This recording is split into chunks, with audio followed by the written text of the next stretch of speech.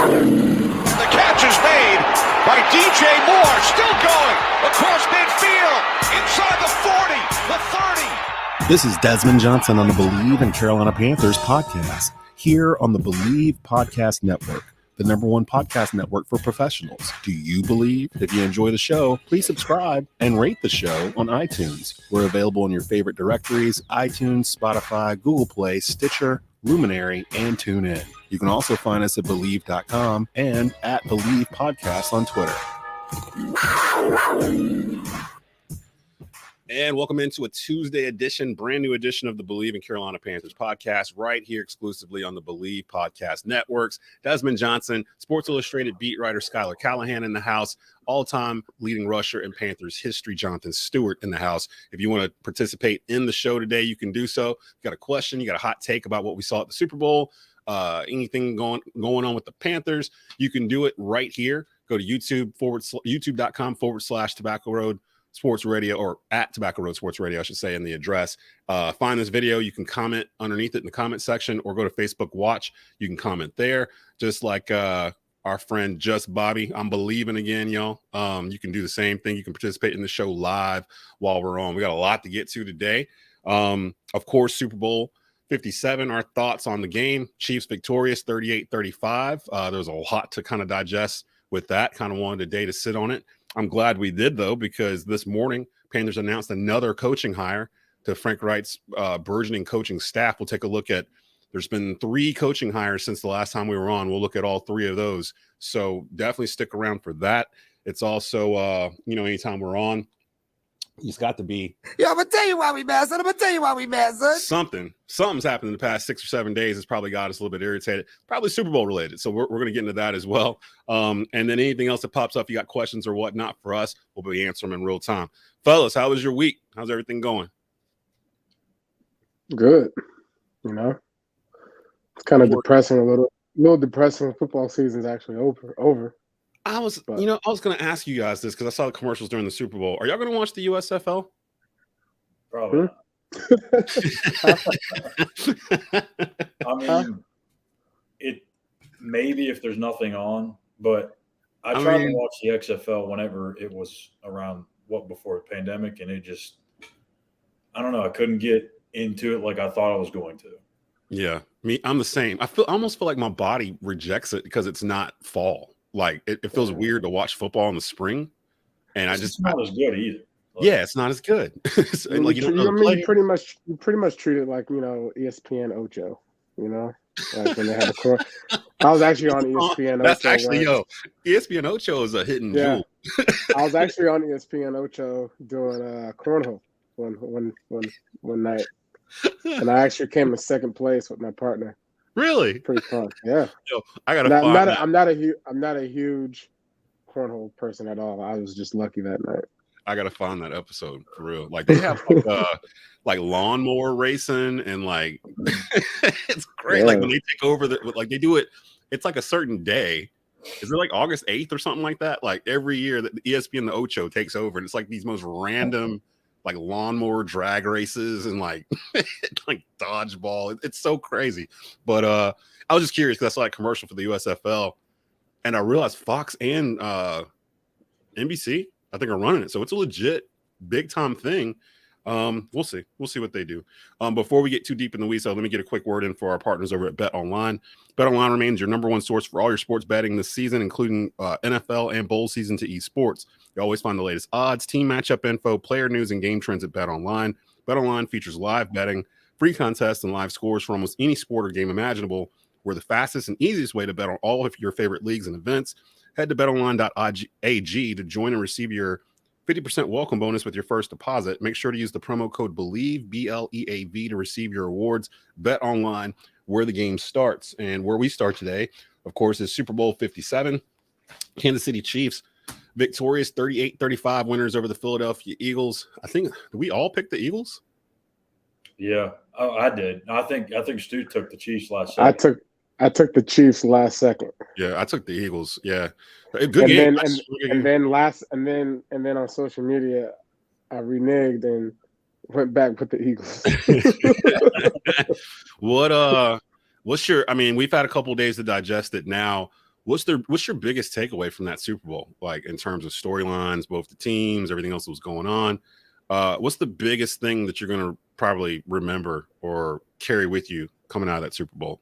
I'll say Schuyler, start with you.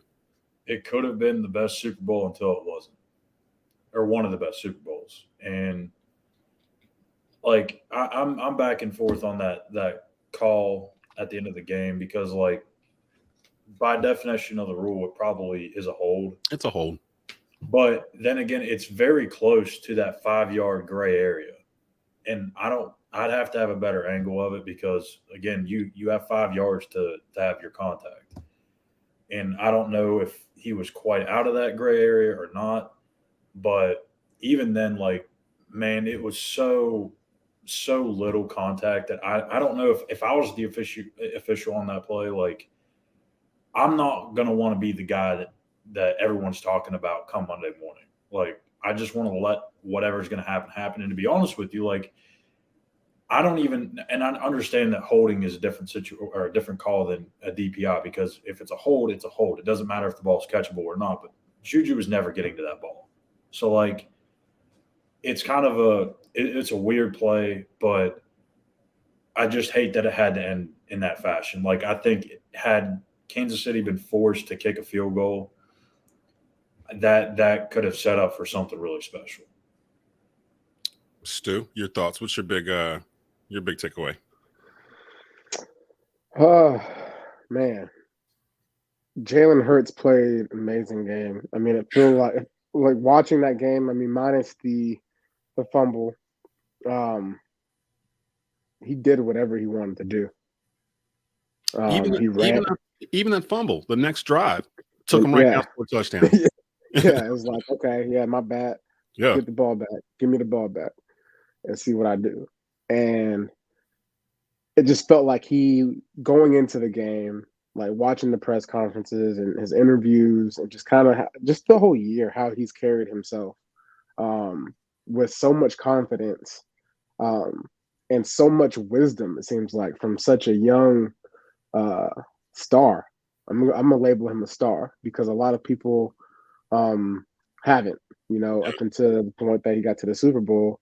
He's a star, and he proved his worth. He's proved what he means to the Philadelphia Eagles. I mean, without him, like, they're trash. straight up. Straight up. Without him, they're trash. I mean, they got a great defensive line, and I think their secondary is okay. But, I mean, he really took control of that game in a lot of ways, running the ball, passing it when they needed to. And, shout out to A.J. Brown stepping up, too, in a big way.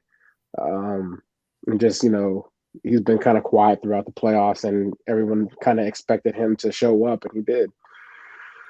I mean, the Eagles did what they were supposed to do and just didn't end the way it should have. And I think everyone's going to always have something to complain about, when it comes to a sporting event. It's the Super Bowl. Like, it shouldn't end that way. That's just the way it like, in your mind, this is where you let guys play. This is where you let the nature of the game take over. And it's a physical game. Like, let these guys get away with a little bit of tug, or, here and there. Because to me, that's a typical play. It happens. And those types of things sometimes majority of the time are overlooked. Why it wasn't overlooked this time, no one knows. I was cool. Everything you said, everything Schuyler said, I completely agree with. And it does make you kind of leave the game with kind of like a weird taste in your mouth the way it ended. And I was cool with all that until I heard James Bradbury's comments where he was like, yeah, I held him. He's like, I was hoping they didn't call it. And I'm like, oh, well, there you go then. I mean, like, if the player is saying he actually committed the crime, then it becomes more of an issue of, okay, we're saying we want the refs to get it right unless it gets in the way of like the last 10 seconds of whatever contest. Then we just want y'all to get out the way. Like, we don't want you to call anything. And I think James Bradbury, from a professional standpoint, he answered that the right way. He was asked the question, and he answered the question. Yeah, I held him. Now, should they have called what they called? That's those type of plays happen every game, and it's just like, oh, yeah, whatever. But if they hadn't called it, wouldn't we be still sitting here talking about that play that it was a non-call? You know, like no, we wouldn't have. Way, right? We wouldn't have even noticed it. They would if they didn't call. If they didn't throw the flag, they wouldn't have even replayed it. It wasn't blatant. Like to me, it has to be egregious or obvious, and I don't think that play could be described in either of those terms. Like it was just any other play that you would see, like Stu said. I mean, you're going to get that every single passing play. J.C. Horn is going to do it every play. Dante Jackson. It's just being aggressive. You're just playing aggressive, like off the line of scrimmage. If you're a dog at DB, you're going to bully around the receiver. You're not just going to let him run free reign on any route. So I feel like that was a routine type of deal. And yeah, he held, and in the interview he will have to say, yeah, I held him.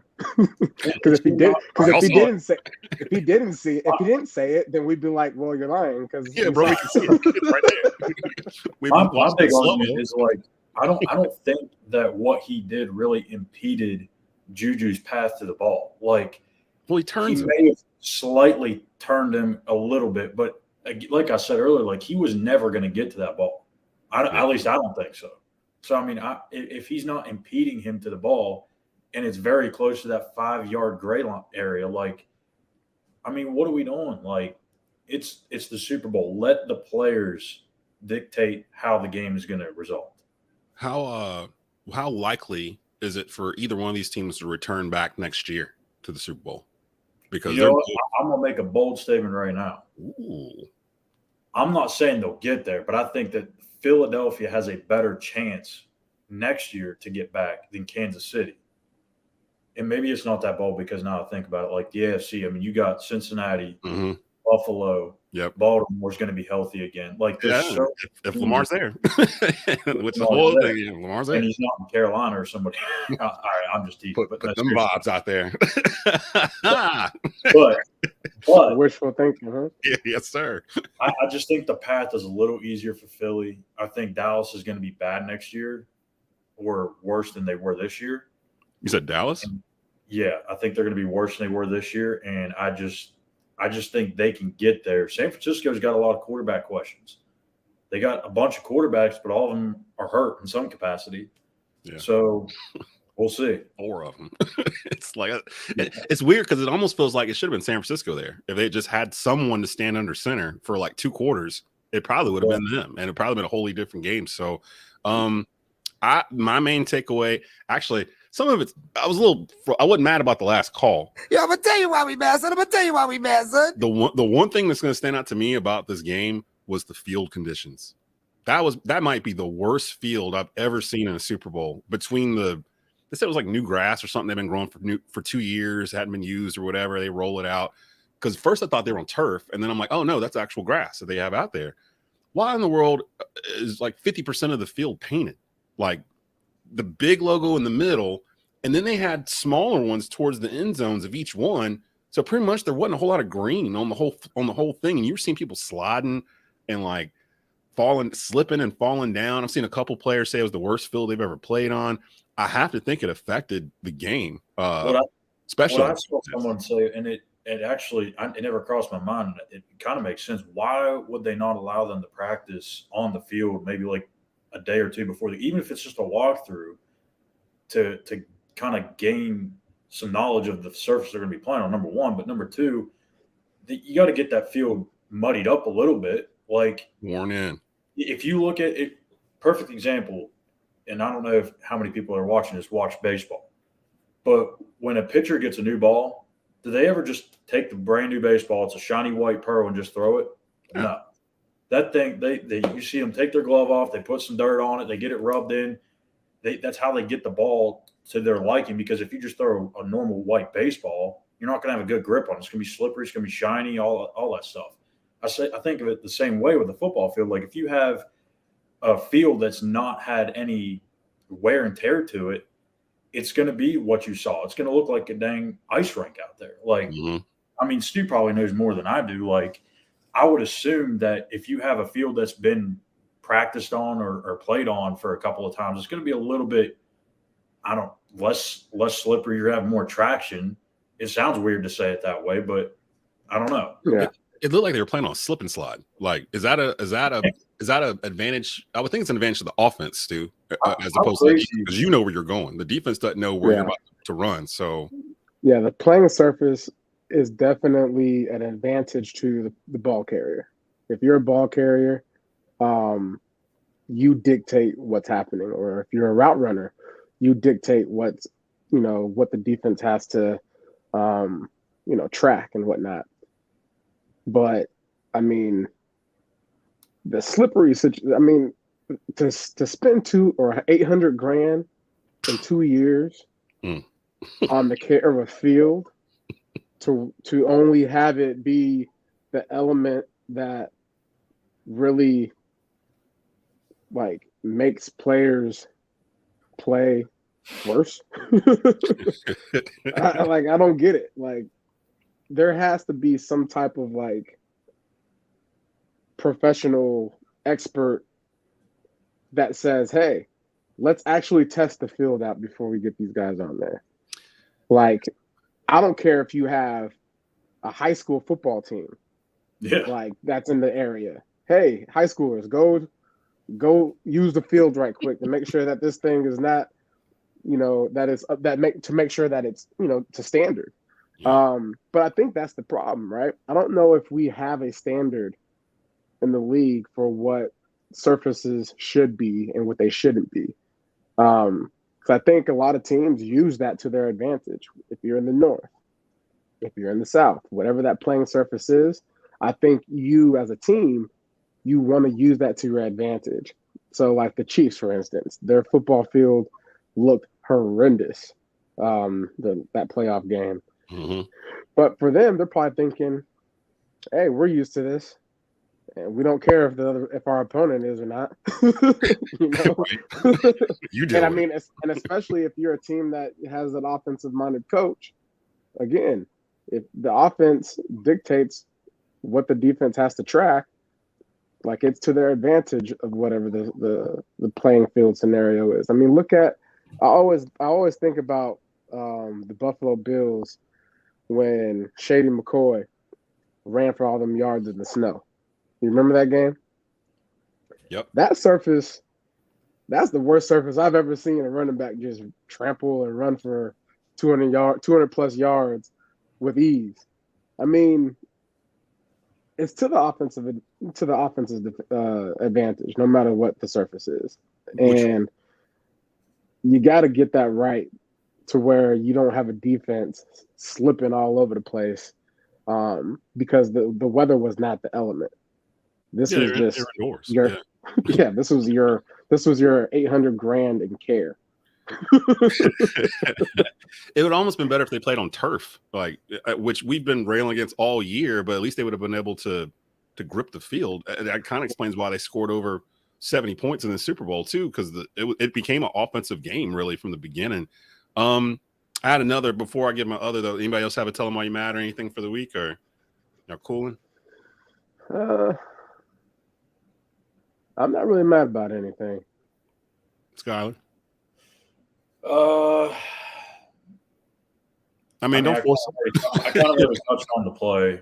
I'm not really mad about it, but like if you just think about the playing surface thing, like I think the NFL is probably happy that the game ended the way it did versus what it could have ended. And that's what if the kicker slipped on that little chip shot field goal for Kansas City. Oh my gosh. And that changed the outcome of the game. I noticed they put the ball like in the grass area of like the A or whatever. So it wasn't on actual paint, but the kicker had to run through the paint to kick it. But the ball was actually on regular grass. Like I noticed they specifically kind of got it to that point. And the play before that, I think Mahomes had actually downed it, but he moved over a little bit to kind of place the ball. So maybe they were talking about this on the sideline. For me, and then we'll bounce out of Super Bowl because we got info on coaching hires with the Carolina Panthers. And I know you guys want to hear more about the Jim Caldwell hire.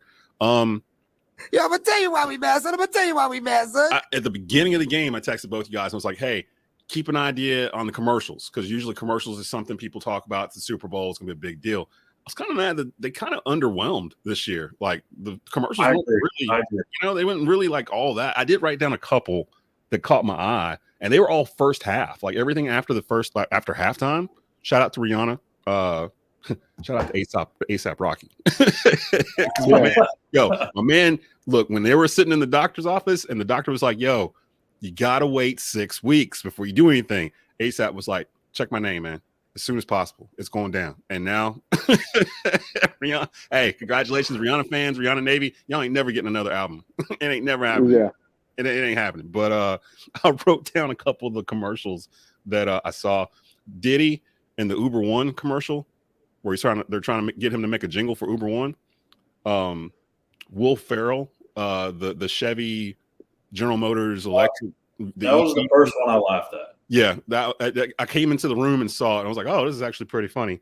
There was 2 movie trailers. The trailers for movies were like the biggest ones for me in this thing. Anybody knows me, I'm a huge comic book nerd. I have been since I was a kid. Kind of went away from it for a while. Now with all the Marvel stuff and everything going on, I'm right back in it. The Flash movie that's coming out in June with Michael Keaton as Batman. That was probably the biggest thing for me seeing that. And the Nike movie Air with Ben Affleck and Matt Damon playing Phil Knight and whoever signing Michael Jordan to the deal. That looked really good. It's been a while since I thought about going to the theater, and both of those movies were like, "Ooh, that looks like something I need to go to the theater for." But the one that stuck with me the most is probably because I have 2 daughters and I have a dog. There was a commercial for the farmer's dog. Where it was like they get the dog as a puppy. He's with the girl the whole time. Girl grows up to be an adult, has a family. The dog grows up with her and everything. Like, and it just kind of hit a nerve or heartstring for me watching it because I have a dog that's growing up with my daughters as we speak. So it really kind of hit home. So that one stood out. Other than that, it wasn't really. I feel like they get worse every year. Yeah. Not worse. I shouldn't say that. I think they're not as fun. They're not. Value goes down. I got one for you, and I didn't laugh at any of them, but I've left thinking about product placement, and I thought they did a good job. I don't know about you, but after the Super Bowl, I went on Google and typed in Skechers.com. Snoop Dogg and Martha Stewart and Tony Romo. Something about it. Go check them. I don't know if it's them or not, but they really sold me on some Skechers. Like Snoop Dogg, the way he's just so cool and just like, whatever Snoop Dogg does, it's cash money. And then you have Martha Stewart at the end of the commercial. Hey, get your feet off the table, man. It's just very subtle. Like it just makes me want to just like, yeah, Skechers. Oh, that's another one. Skechers. That's another one too. Just Bobby brought up Tubi. Were y'all confused when that Tubi thing happened? Yes. very confused. As soon as it happened, I started searching for my remote because I literally thought that either I or my dog had bumped it and started changing. I was freaking out. It was just me and what is going on? It was me and my wife in the room. My wife's not even paying attention to the Super Bowl. She's watching something on a laptop, and we're sitting across from each other. And I saw it starting to happen. I'm like, "What? Wait, whoa! What's going? Whoa! Like, what's going on?" And the remote's in my hand. The remote is in my hand.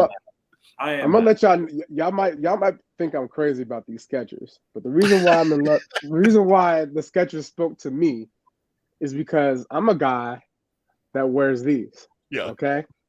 I have these on every day. Those are clean too. These are my Monarchs. Yeah. Air Monarchs. These are my dad's shoes.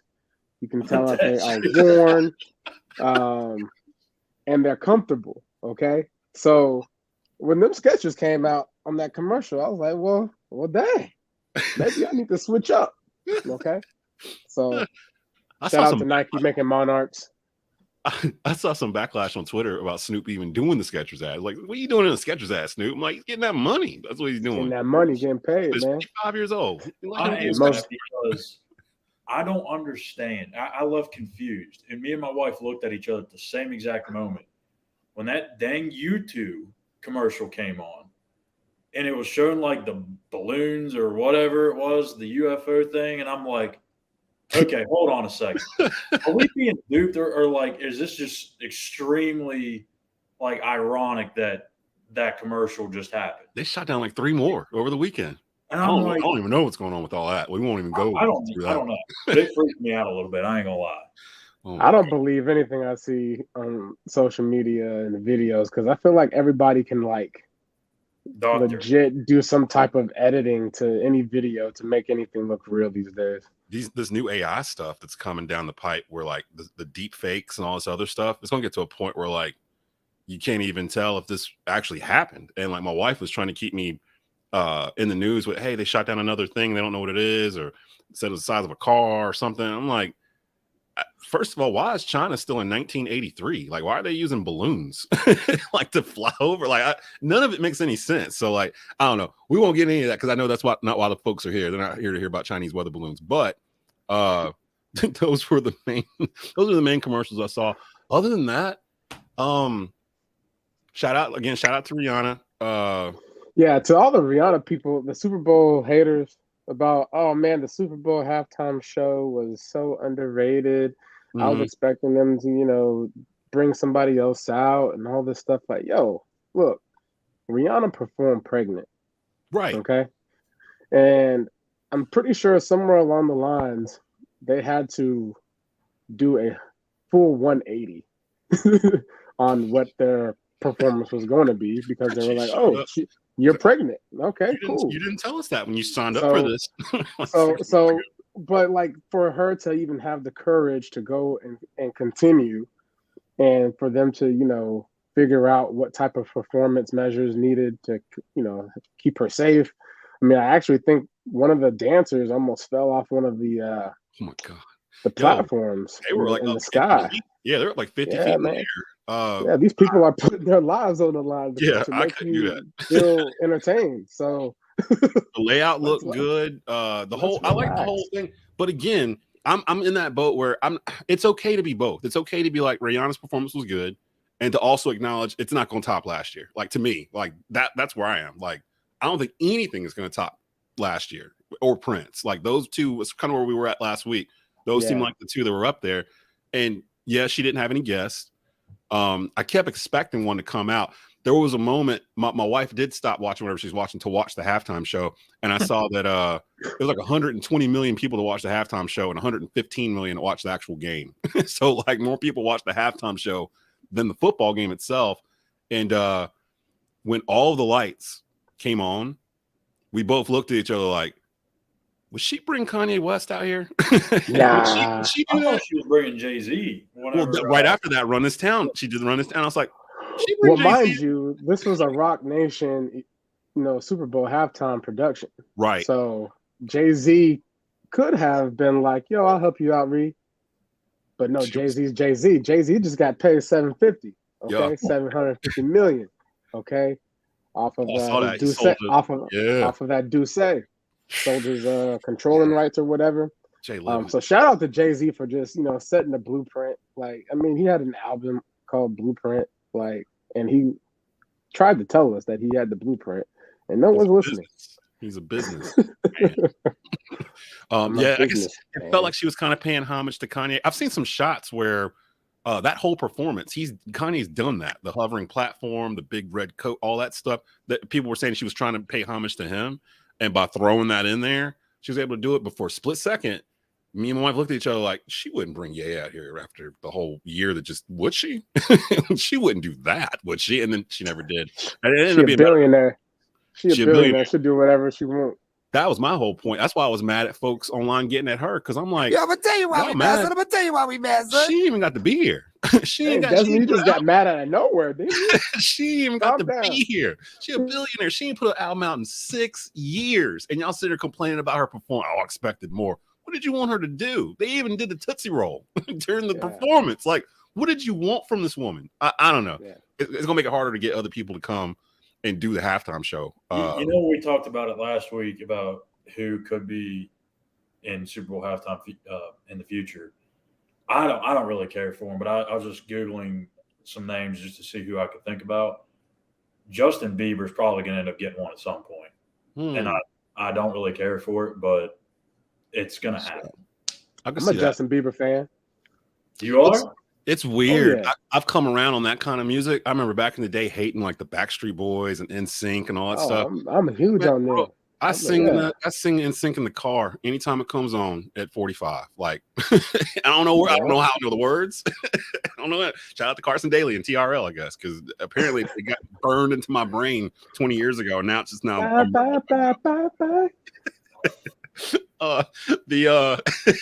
The main thing I know, the main reason why a lot of you guys are here are the coaching hires for the Panthers of the past week.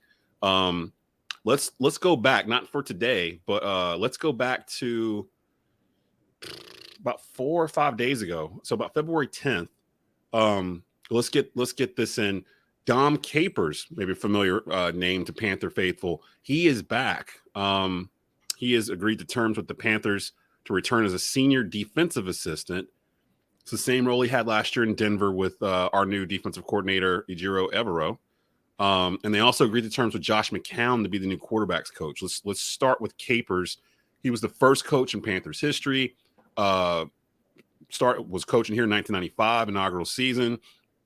Took him to the NFC West title in year 2 and the NFC Championship game where they lost to Brett Favre in Green Bay. I remember that in 96.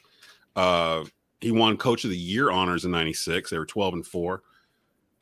He's been a head coach for the Texans, and he's done a lot of assistant work. He's won a Super Bowl ring. Remember that, Panther fans, because that's going to be a running theme here for the rest of this episode. He won a Super Bowl ring as defensive coordinator with the Packers. He's also been coordinator with the Dolphins, Jags, and Steelers. And he also was in the USFL. He's got over 37 years of experience in pro football. And the last 4 seasons he's been in Jacksonville, Minnesota, Detroit, and just recently in Denver, where the Broncos had a top 10 defense with him and Evero there. Before we go over to McCown, let's get your thoughts on this hire here for Dom Capers coming as a senior defensive assistant. Schuyler, let's start with you in terms of thoughts on the hire and how does this help Evero? I mean, it's going to be huge. I kind of thought this is what could happen as soon as Evero got the job. And, you kind of figure Sean Payton's going to want his own guys in Denver. And even though Dom Capers is a very well-respected coach, he's probably still going to have his own guys. So I figured this was going to be a possibility. And for Giro, I mean, it looks like these two guys have a really good relationship. They haven't worked a ton together, but they have a ton of mutual respect for one another. And I think really it's going to help because Dom's been here. He knows what it takes to be successful. And even though it was years ago, some of the same things still apply. So I think for Evero, you need to have some veteran help on your defensive staff. We've seen that over the years that it can definitely help a ton. And I think, with Evero, I mean, he's still very early in his coaching career. I mean, he's only been a coordinator for a couple of years. So, if you can get a guy like Dom Capers, that's going to help you immensely. So I love the hire. I don't think that's going to be the only guy that Carolina will bring in that has previous head coaching experience. Don't have any names to shout out, but I do think that you're going to see some more seasoned guys on that side of the ball too. And don't forget, we still don't know the role of Deuce Staley, who's apparently, I don't know if it's been official or not. Apparently he's going to be added. Is it official that he's with the staff? We just don't know what he's going to be yet, or what? I can't remember if they announced the official agreement, but I don't think they have. I can't remember. I'm not really sure on that one. I have to double check. Okay. And then, Stu, I want to get your opinion on the offensive side with the Panthers bringing in Josh McCown to be the new quarterback's coach. It feels like it's leaning towards them drafting a quarterback with some of the positions and things that they've picked up. McCown's 43. He actually played here as a backup quarterback in 08 and 09. So he played So I spent 2 years with Josh. Me and Josh are good friends. Tell us a little bit. Yeah, he's one of the best men I've ever encountered. The most authentic human beings. And so, I mean, as far as them getting him as a coaching hire, this is a guy that's going to be able to not just develop the position, but to help develop, the man, and how to be a professional, and how to carry yourself, and how to study the game, how to know the game. I mean, everywhere he's been, a player coach, even, you know what I'm saying? So to have, a guy that's played backup and has played on, several of different teams, and to be brought in by so many teams says a lot about him as a player, and probably even more so about him as a person, because there's value in having someone that can relay the message and being able to articulate, what the objective is to the player. And I think he does that well. He knows the game in and out. I mean, shoot, he almost got the Texans head coaching job. You know what I'm saying? I'm pretty sure he probably looked at that situation, or everyone as a whole, and said, this might be a nightmare if he takes this. And so, rightfully so. I mean, I think this is just an opportunity for him to really showcase what he can do, as a coach in the NFL. And I mean, I think at some point we're going to see Josh McCown be a head coach somewhere. That's how I feel about him. He's had a long NFL career. He played 17 years in the NFL. Played for just about everybody, too. 12 teams. Yeah, he played from 2000. Actually, I'm going on 18 years. Played from 2002 to 2020. It's his first coaching role. But I just thinking of what they're doing. Reich is the head coach. McCown is a quarterback's coach to kind of, like you just said, Stu, to kind of mold a young quarterback into a leader, so to speak. You want a guy in that position that's kind of been there, done that, seen it all, not just for himself, but he's backed up a lot of different quarterbacks, a lot of different styles. It's making me feel like guys like Derek Carr, Aaron Rodgers, maybe even Lamar Jackson to a certain extent, they're not in the plans for the Panthers. Like, they're going to go draft a quarterback. Like, I feel like they're really going to draft one. And I was talking to a buddy of mine from the 4-Man Rush that do a lot of Panther analysis on Twitter. And I told him a couple of days ago, I was like, I think this is the week where my mind shifted completely to Anthony Richardson at Florida. Like, I think I'm settling on him as the one that I want them to go for. Because I'm still kind of weird about them trading up multiple picks to get up 3 or 4 spots for CJ Stroud, although that feels like that's where the smoke is. McCown had just put out a video reviewing Stroud, like right before he got hired, like on YouTube or whatever. So there's some synergy there.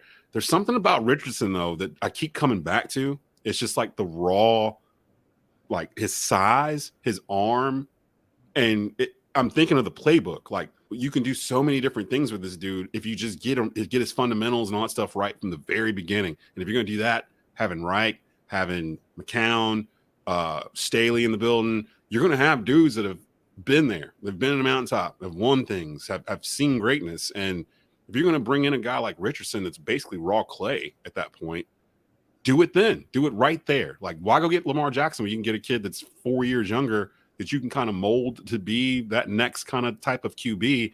What we just saw in the Super Bowl, it's a clear indication that's the way the NFL is going. You got to have a quarterback that can move around. You can't have the Tom Brady, Peyton Mannings anymore that just stand there. All the top quarterbacks in the league. Who are the top 5 quarterbacks in the league right now to you? Patrick Mahomes, Burrow, Herbert, yep. Allen, Josh Allen, and Jalen Hurts. All 5 of them move around. All of them. None of them just stand there. Some of them, it's like, probably a close 6. Yeah, so, and Lamar too. Like, I don't even want to call them run first quarterbacks anymore. Like, to me, that's almost they're running around so that way they can get a pass off. Yeah, trying not to get tackled. I've seen people complain on Facebook about, well, McCown's not.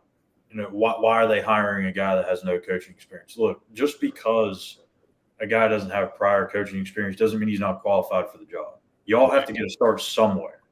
And I think for McCown, if you just go and watch that CJ Stroud video where he dissects everything about him like you just brought up, there's also a Bryce Young one too. Just listen to that 35, 36-minute episode, and you're going to be blown away by how intelligent he is.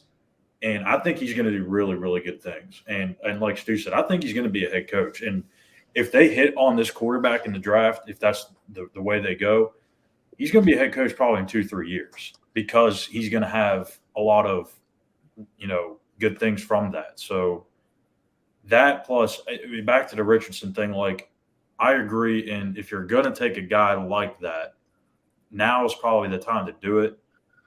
I can't get there on Anthony Richardson. I can't. I'll get you there. We got some time. I just can't. I'll keep nudging you. It'll be okay. We've seen these guys year after year after year where you just sit and you watch them throw the 65-yard dart and the arm just blows you away. We saw it with Zach Wilson. Last year it was Malik Willis.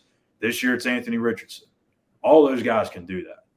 But at some point you have to be able to hit guys deep down the field. You have to be able to read defenses. And I've watched at least 3 to 4 Anthony Richardson games, full games, like watched the entire thing.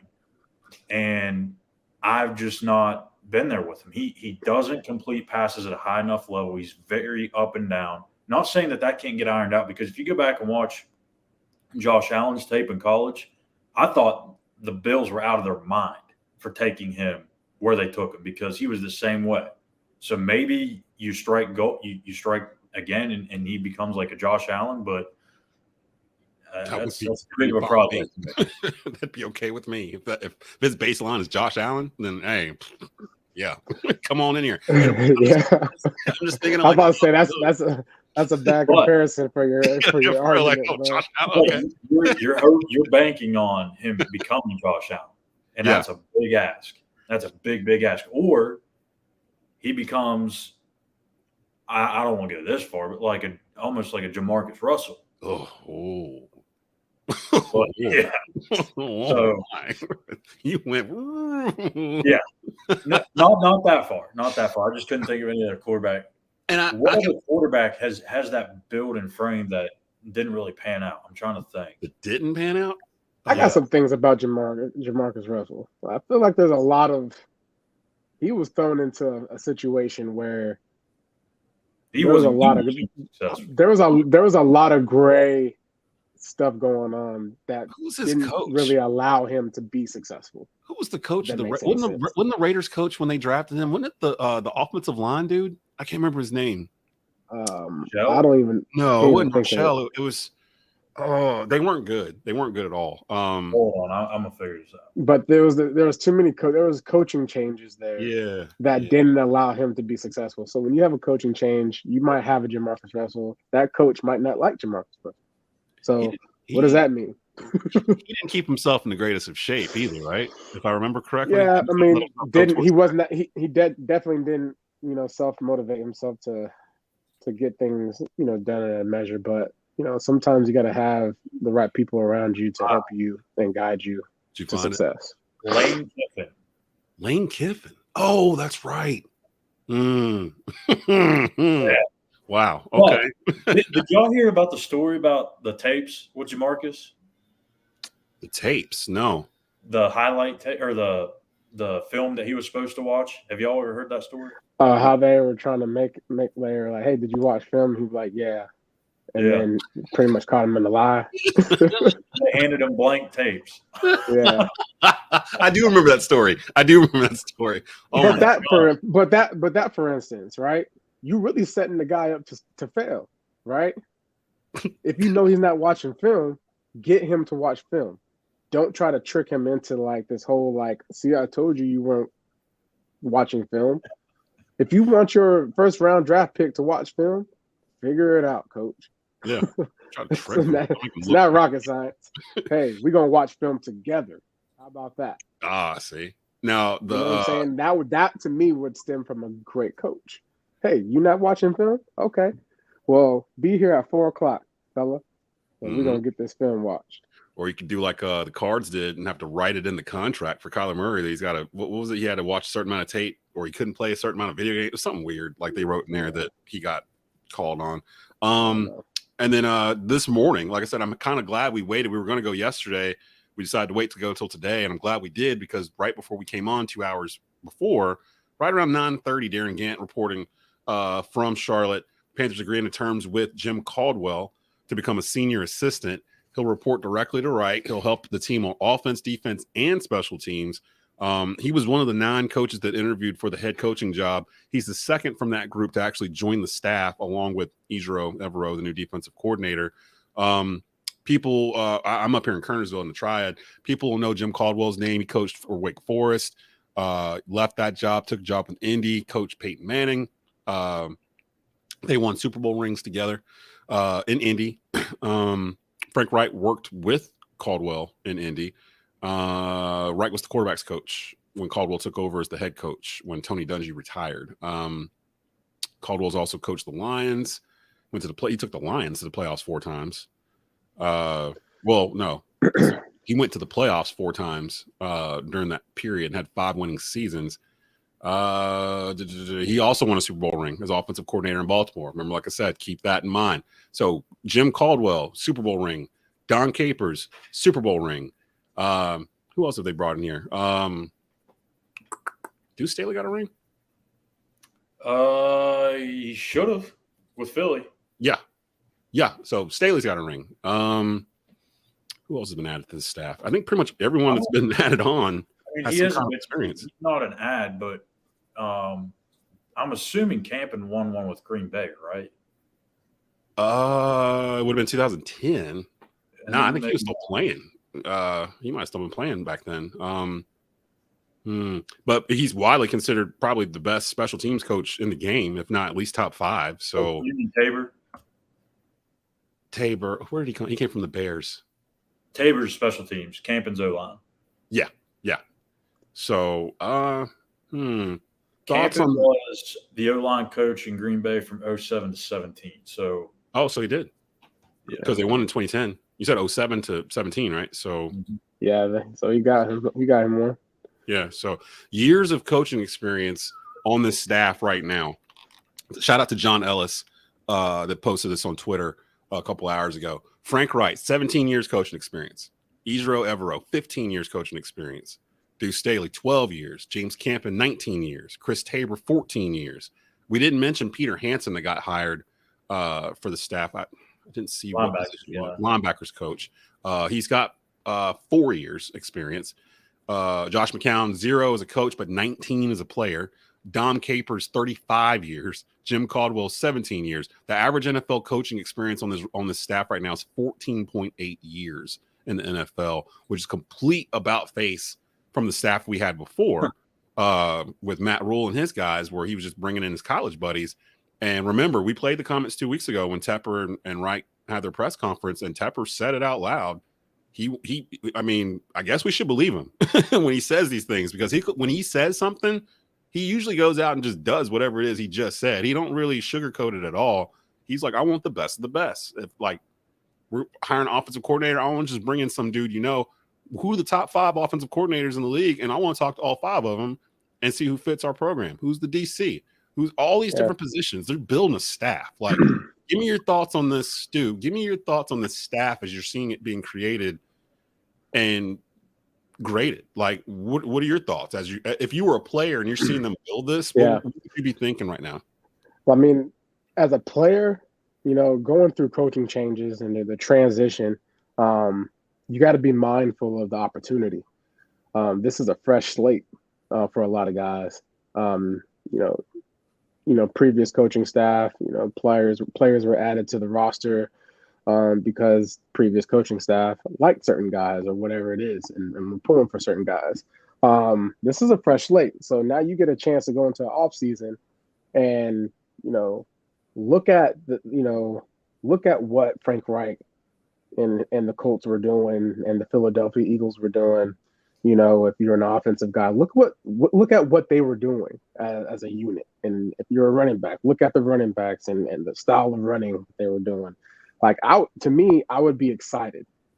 Looking back at when we transitioned to Coach Rivera from Coach Fox, it was made known to me through some vets, like, hey, this is this is a fresh slate. You know, just because you was in good graces with Coach Fox don't mean you're gonna be in good graces with the next coach.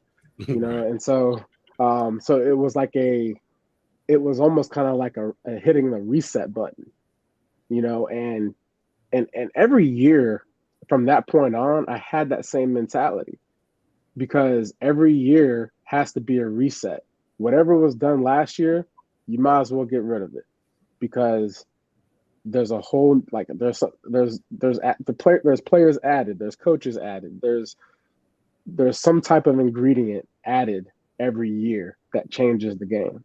And so the mindset is, man, this is an opportunity. You got great coaching staff coming in, guys with experience. So you should be looking forward to being coached well. You should be eager to ask questions. You know, defensive side of the ball, offensive side of the ball, special teams. Like, hey, like, you know, if there are certain things that you want to be better at, you know, going into the off season, you know, approach your coach, your head, you know, your position coach. Whenever all that stuff is, you know, laid out in the sand, you know, figure out how to be better this year than last year, and should be excited because you see now the caliber of coaches that are coming in. They've been there and they've done that. So this is an exciting time for the fans and the players because the fans should know that, well, dang, we thought our guys were pretty good last year and had chances last year.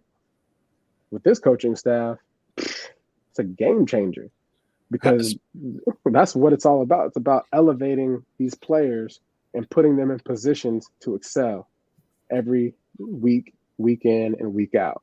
And I feel like Frank Reich, Mr. Tepper, and you know, Scott Fitterer, they're doing a great job of getting these guys in.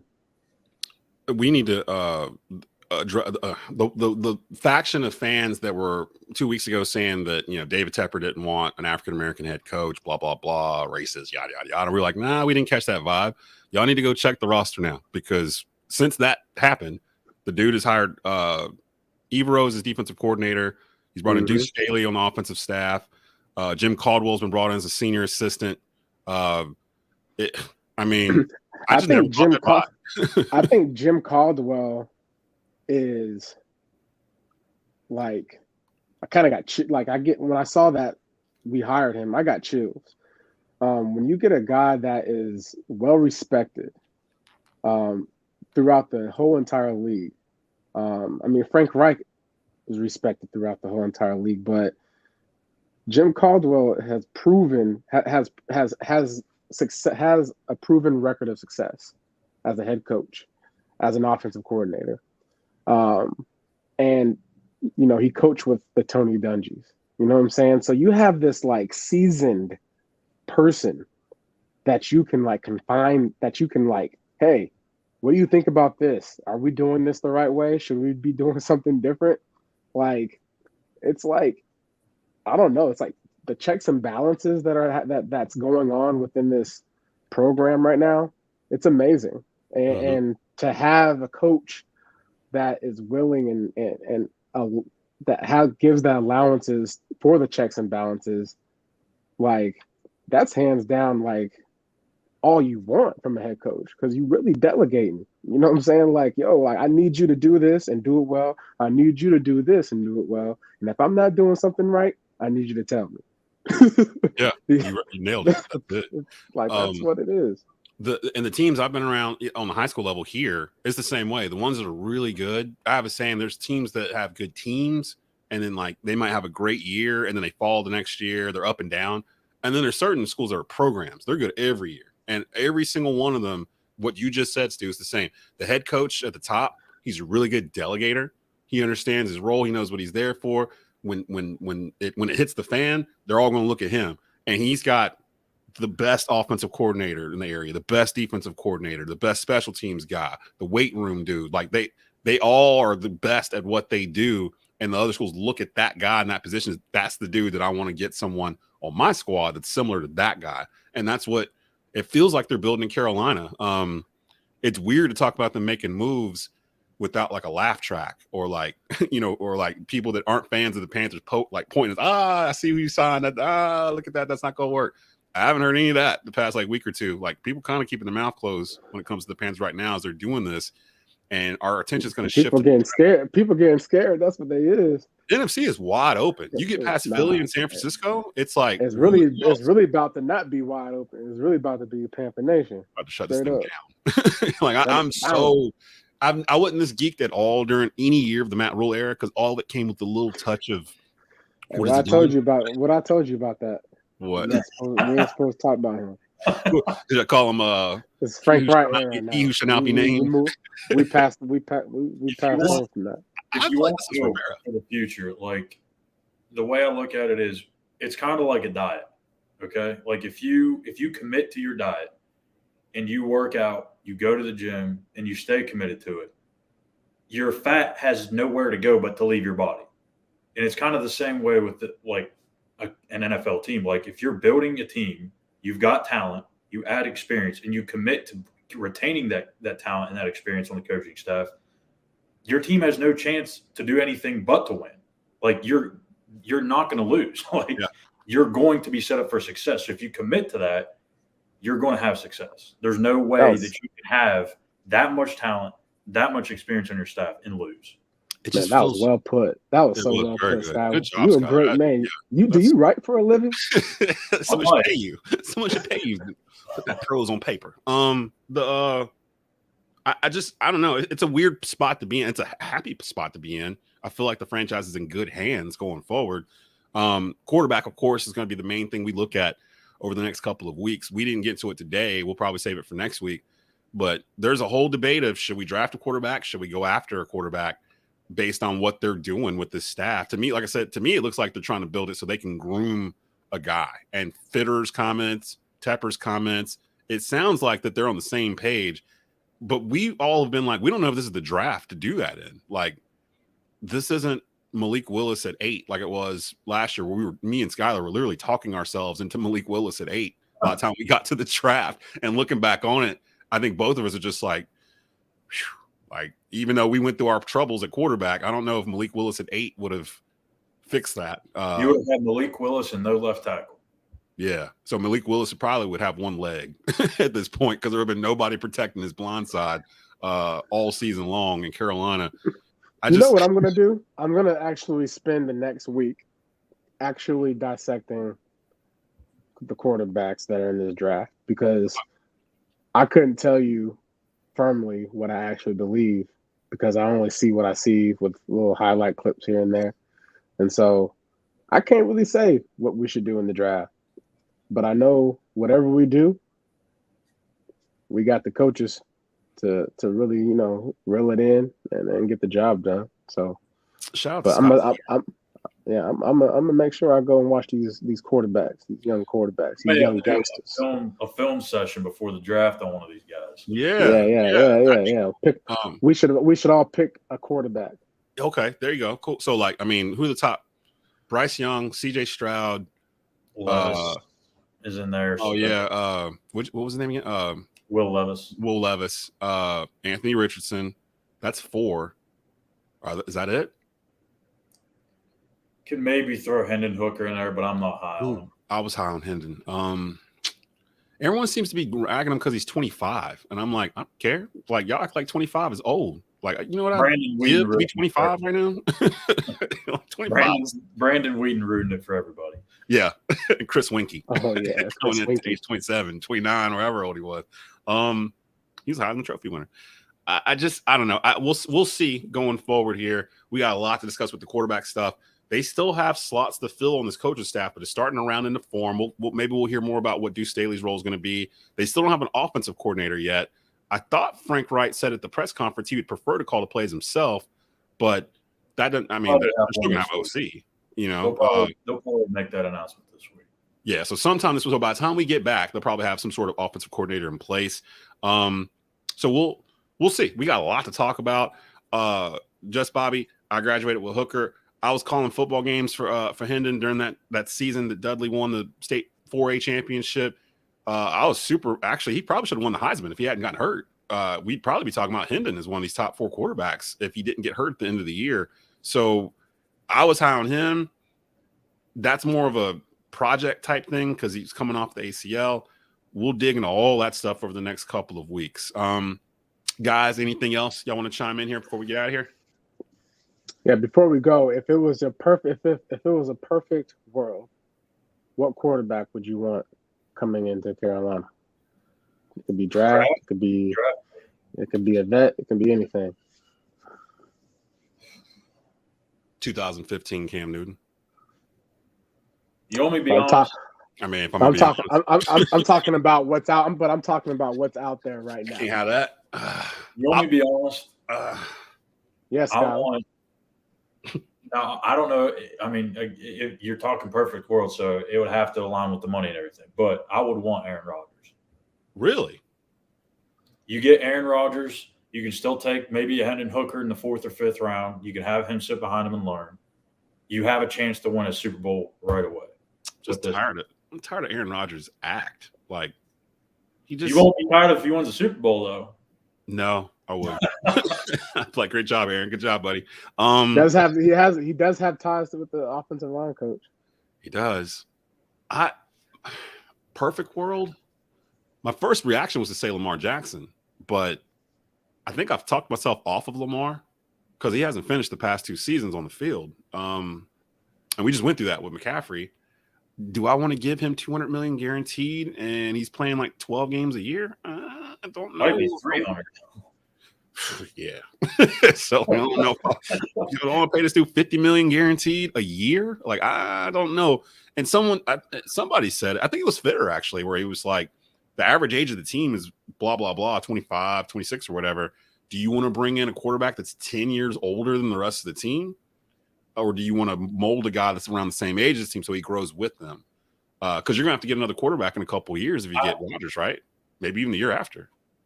Actually, I retract that statement. If we're talking perfect world, yeah, we're talking Patrick Mahomes gets disgruntled in Kansas City. I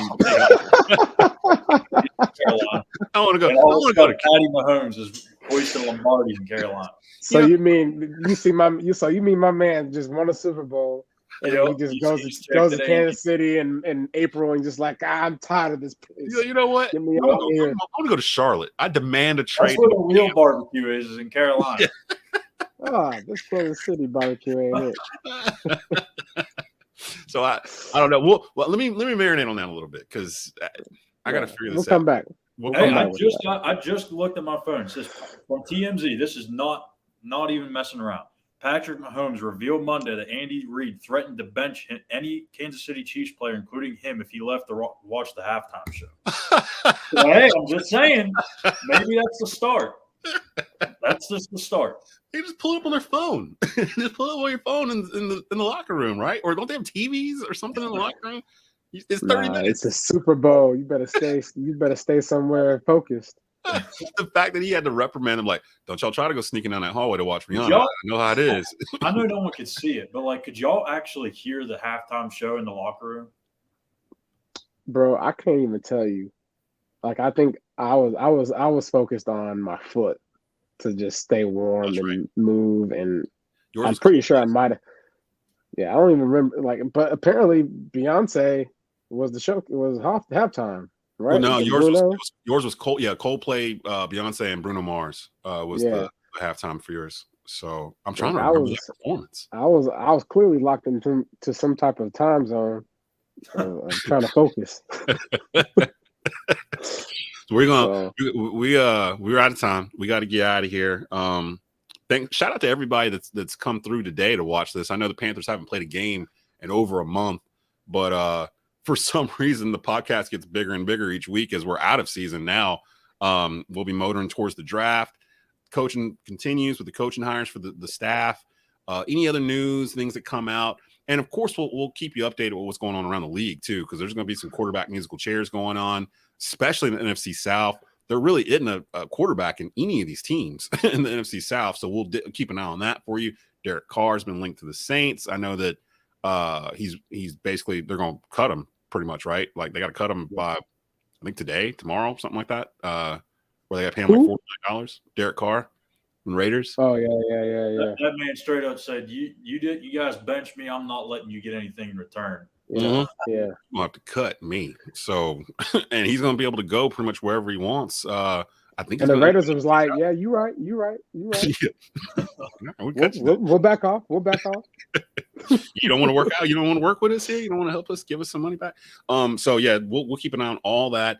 Aaron Rodgers is scheduled to come out of his cave in the next couple of days, so we'll figure out if he's going to be back. I can't see him not coming back for $58 million for 1 year, regardless of how he feels. I just don't know if it's going to be in Green Bay. Like, it sounds like Green Bay wants to move on, but all that too. So got a lot to get to. Shout out to everybody that's commented today. The audio version of this will be on the Bleav Podcast Network, all major podcast platforms in the next couple of hours. The video is always at youtube.com/@Tobacco Road Sports Radio. Rate, subscribe. If you subscribe to the YouTube channel, you get a notification for whenever a new episode is going to come up.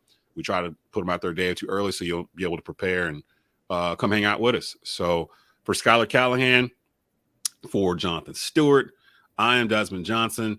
You've been watching and listening to the Bleav in Carolina Panthers podcast here on Bleav Podcast Networks, brought to you by BetOnline.ag. Go get your Bleav bonus. Peace.